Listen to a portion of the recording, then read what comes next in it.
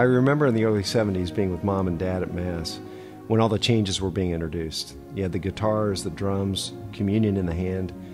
Dad literally pulled us out of church and we never went back. Our search began. I remember having to go to Mass in several different houses, hotels, hired halls, even the basement of a flower shop. This all came as a great cost to our family. We were never viewed the same way by our tight-knit parish neighborhood. This really affected us and our children. We certainly weren't living the conventional lifestyle, driving well over an hour to Mass without a church of our own. As kids, we weren't doing at all what our friends were doing.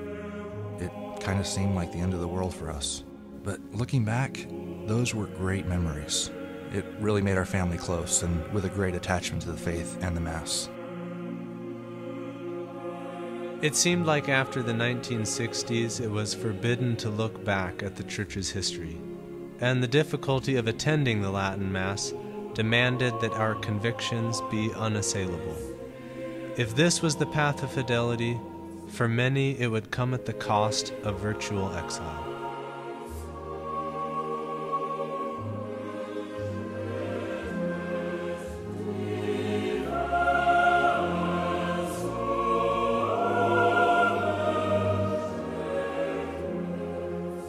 In thee, O God, do I trust. Let me not be confounded.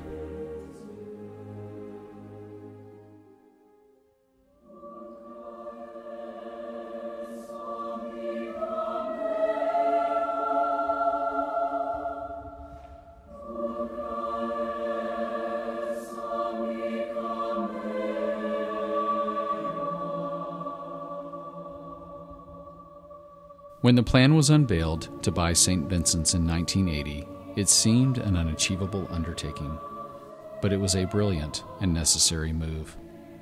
It took us out of the catacombs and into a cathedral.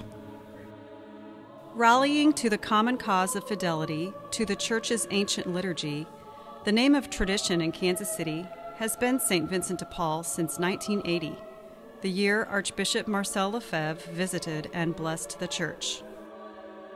It consolidated the Latin Mass movement in Kansas City by serving as a magnet for the faithful all around the city looking for the timeless liturgy.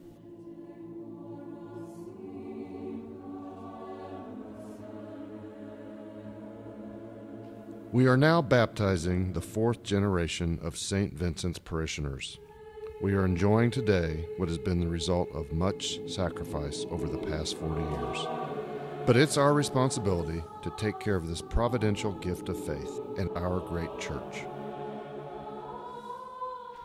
This church has become a home to a once homeless cause, giving a roof to the sacred rite for a few dozen people at first, growing to nearly 1,000 today.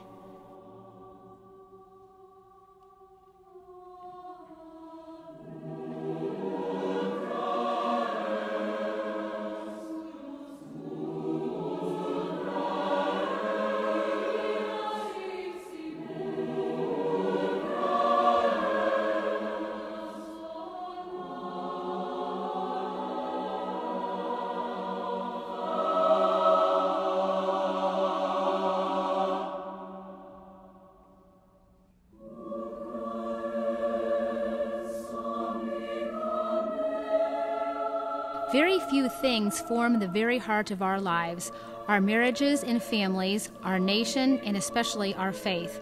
These things make us what we are. This sacred space represents the humble offering of our faith in Holy Mother, the Church. It is here that we are forgiven, where we eat the bread of life, where we are married and our children are baptized.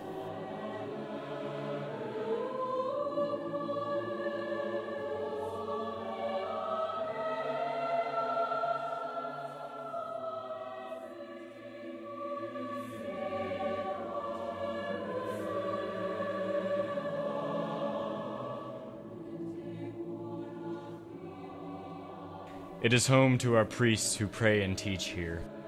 It is here we hope to find mercy after death. It is the house of God, and we know we can find him here. When we look back on where we were in the 70s, virtually homeless, compared to where we are today, in a beautiful church with a vibrant school, a rectory, and 5 traditional priests offering Mass every day, one can't help but see God's providential care for us. What does the good God have planned for our parish next? Each person who comes to St. Vincent's should not see first the vaulted ceilings and the sanctuary of stone, but the timeless sacrifice of the Mass and the people who assist in its offering, each one making the sacrifice to have the integrity of the faith and to keep this torch lit for the generations that will follow us.